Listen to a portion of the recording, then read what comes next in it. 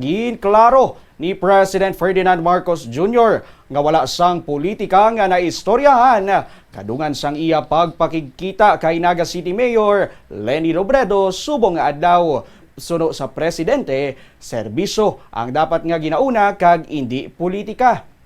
Personal nga ginpangunahan sang presidente ang inspeksyon sa operasyon sang Oplan kontra baha nga mo ang flood mitigation initiative sang national government Sagop Creek sa barangay Triangulo sa mga syudad. Kaupod ni Marcos nga nagabot sa Naga si Department of Public Works and Highway Secretary Vince Dizon.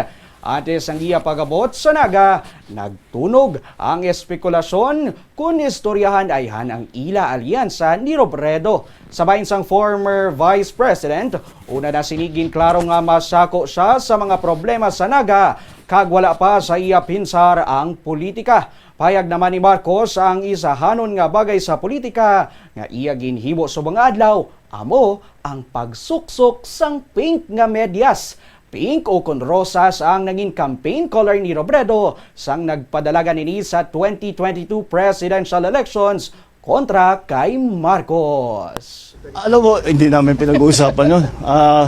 Alam mo, I think the mayor will agree with me na serbisyo muna bago politika. The most political thing that we did today, I wore my pink socks. My pink socks in honor of Mayor Leni.